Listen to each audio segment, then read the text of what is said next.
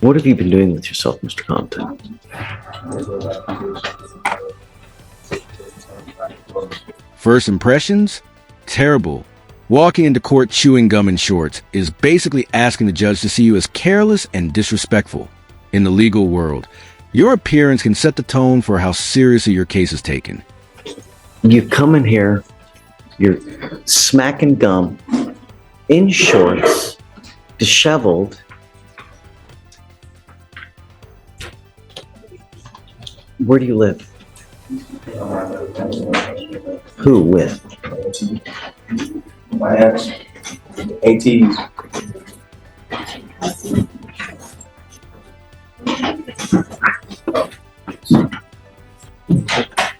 How old are you?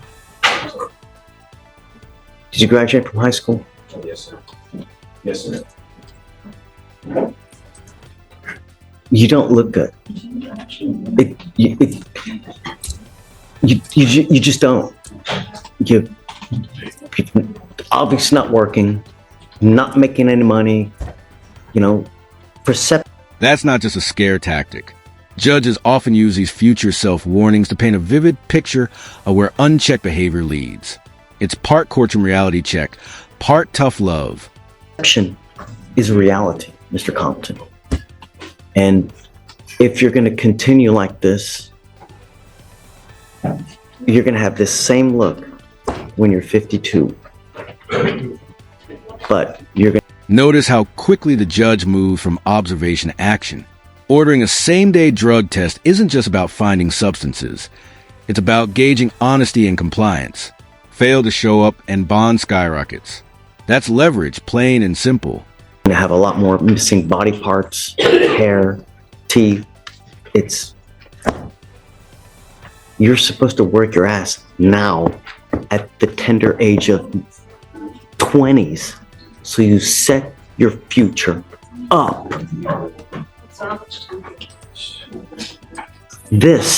Something else is going on and we don't know what it is. I'm sending you for a drug test right now.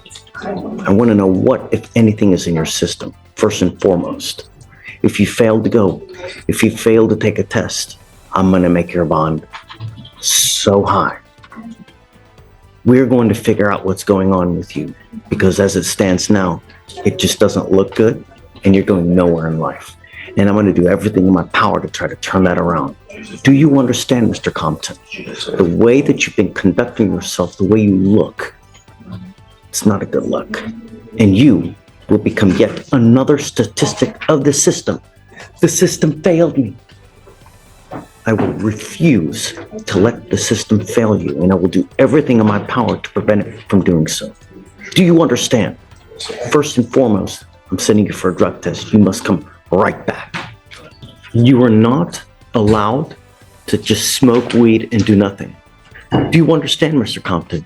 You are still testing positive, and the next time you test positive, you will stay with me. Tell me, what have you done since the first time we've met 40 days ago that you've bettered yourself? Here's the twist. The judge isn't just hammering down on mistakes. He's digging into the job search. This shows the rehabilitative side of the court, where accountability meets coaching. But pay attention. He's pushing for better opportunities, not just survival jobs. What? Prove it. Yeah, Judge. He showed me his Indeed app. He's got, he's probably talked to 10 plus employers. How many interviews have you had? I got to think and check. When is the last time you put in an application? Into who? Can you look at his phone, Judge, at the bench? Sure. Okay. So let's do this. Well, I'd like you to just take a seat. How many applications has he put in? How many dates has he done it with? And I'd like a full breakdown of what he's done in the last 40 days. Okay. Just before he came to court, he'd applied to Wendy's, and they're in the process of rescheduling that interview. 10/12, he applied to Truth Barbecue and Whataburger. 10/19, applied to Food Market, Panera, Leaf and Grain. 10/25, applications to Domino's and Einstein Brothers. do you not try to like Amazon or Starbucks? Well, he has experience in the food service industry, so he's trying So to what? do anything with. Why don't you try with You have to set lofty goals, right? You set your vision high. Go for the gusto, go for the gold. Don't settle for down here. There are companies that are starting out $15, $19, $20 an hour. That's what you want, because that's where you're going to make money. It's fast food. While it is, yes, it is a job, it's not the best thing out there. Set loftier goals for yourself. Start at Starbucks. Go to Amazon. They kill with, if you can get a job there, you're making 15, 17 bucks an hour and you get great health insurance. That's where you need to start. It's great that you're doing here. Go for loftier goals. When you leave here today, go to Starbucks. Go to Amazon.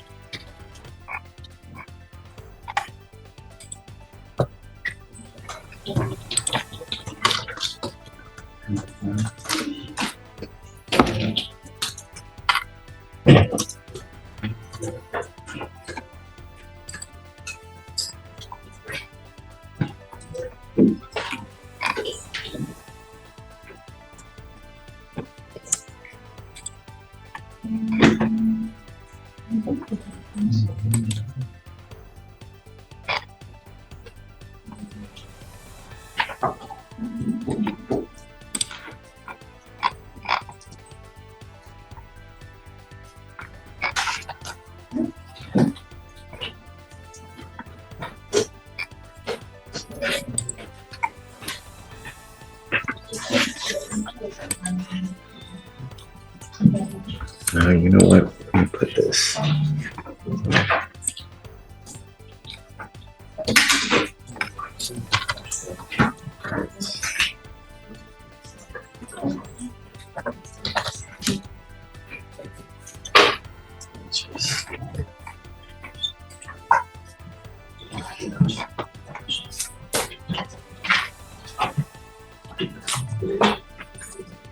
Target. This part stings, but it's true. Employers judge presentation heavily. If you walk into an interview looking like you just rolled out of bed, it doesn't matter what your resume says. The judge's advice here doubles as a life lesson. Perception is currency. $19.75 an hour. Nearly 20 bucks an hour. Target.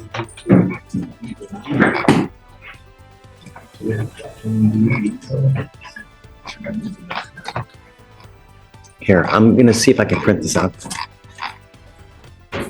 See if I can do that. I don't know if I can. The effort is there, Judge. While the effort's good, it could be better. You need to go to better places. I'm gonna try to print stuff out. On your phone, you need to Google highest paying hourly jobs. And that's where you start your search. And when you go to an interview, how do you look when you go to an interview? Do you look like this? What do you do? Okay. Perception is reality. If you look like a thug, they're going to treat you like a thug. You're coming to court, and look how you dress when you come to court. You're supposed to be better than that. If you come to me like this here and we're a judge and this is jails right there, that tells me that you have absolutely no respect. Are you dressing the same way with trying to get a job? If you are, kiss It's not going to happen. You take a shower, you comb your hair, you shave, you put on nice clothes, you try to talk well, because that's who's interviewing you. Smell good, because if you go in there and you smell like a small farm animal, it's not going to go well. This is what you need to do to get a job.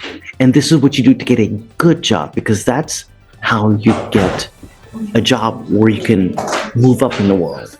When you apply at like a Burger King and McDonald's, there's no advancement. That's what you want. You understand? Perception is reality. So when you go there, you need to look like you're gold, and then they're going to hire you. This, you'll get nowhere in life. I'm bringing you back in another 2 weeks. I want to see what you've done.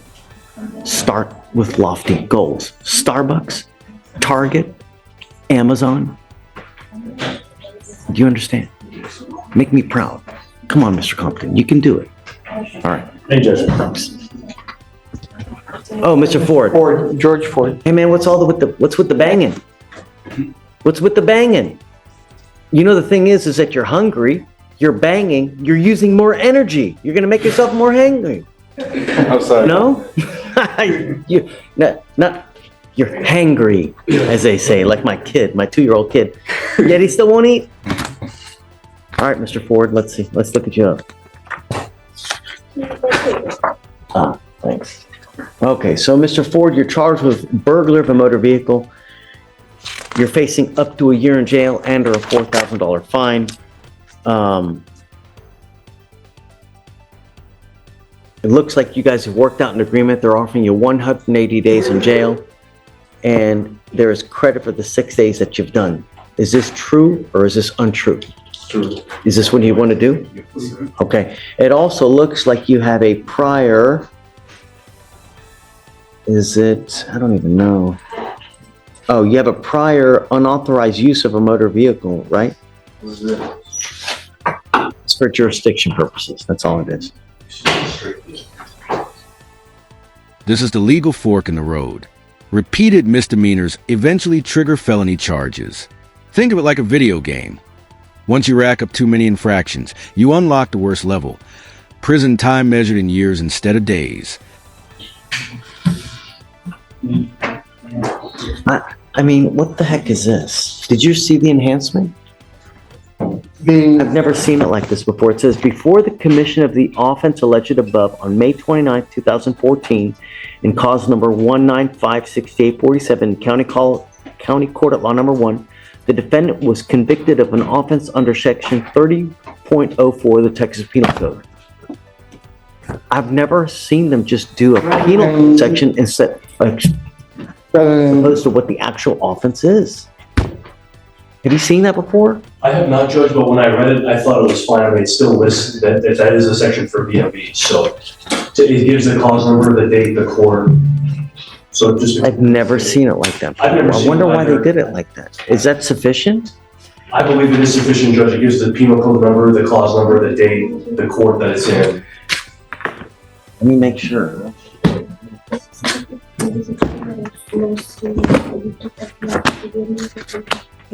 This is a big deal, Mr. Ford, because you got to understand that you can only have a certain number of BMVs, burglary for motor vehicles. That one.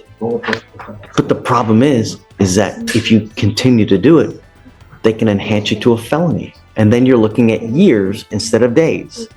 The more BMVs you have, when you hit a certain one, then it's a felony. It used to be 4. Is it now? I think it's now 3, right? I believe so, Judge.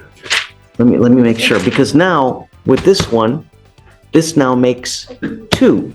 Your next one, you're looking at a serious felony. Well, I hope not, but you got to know what you're facing, because, forewarned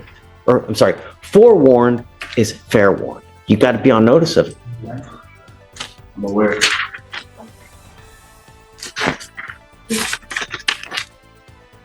Patterns matter. Courts don't just look at isolated incidents. They track the trajectory. One evading charge? Serious. Add another. And suddenly you cross into felony territory. It's less about the act itself and more about the repeat behavior screaming, "I haven't learned." Yeah. 30.04 is a burglary of a motor vehicle. Right. Okay. So is it true that you had the prior BMV, right? Okay. So you're giving up a lot of rights by entering this agreement, Mr. Ford. You give up the right to a trial, right to compel witnesses to testify on your behalf, confront, cross-examine your accusers. If you're not a citizen, there are possible immigration consequences. You can be deported, excluded from the country, denied naturalization. You give up the right to appeal. So remember, after today, you ever pick up another BMV, you're looking at a lot of time in prison. Do you understand? Yes, sir. How do you plead to the offense of this case? Guilty or not guilty? I will find you guilty. I will send it to the agreement. I'll roll your court costs so you won't owe anything. True to both enhancements. And good luck to Mr. Ford. We're going to get you down quick so you can go eat, okay? Just so that in open court, the defendant knows, there is a felony. The felony prosecutors are reviewing it to see if they're going to be dismissing it. He does have court up there in 3 days. Okay. And possibly dismissal, they're going to consider it. Is it another car case? It's an evading with previous, Judge, evading on foot with previous, so. See, same thing here. With the prior evading, the prior evading you had, now this new one, boom, you get hit with a felony charge. Same thing now with the BMV. You got to watch out. Okay? All right. Good luck. All right. Mr. King, Yes, Your Honor. can you hear me? No one else is there. Julio Caesar, Oh, back on November 12th to September.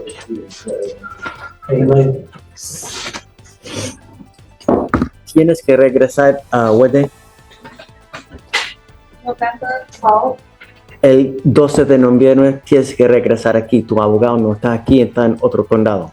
So tienes que regresar ese día aquí y vas a conocer tu abogado. ¿Ok?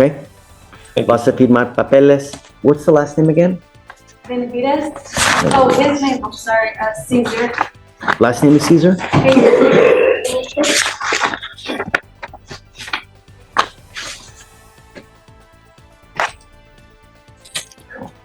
Did we do conditions on Mr. Caesar? He was THA today.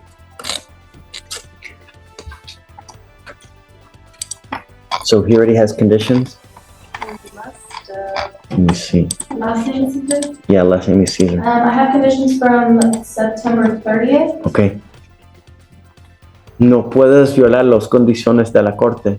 Si lo haces o si tú sacas nuevo caso, te pongo en la cárcel, no vas a tener fianza gratis de nuevo.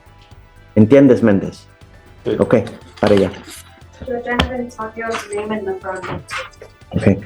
Tu abogado va a estar ahí y lo van a poner en el círculo ahí, para que tú lo puedes llamar si quieres. Ready? Just a minute. I was just appointed to Mr. Leha, who's in custody. He's set for a bail review. It looks like he's got 2 previous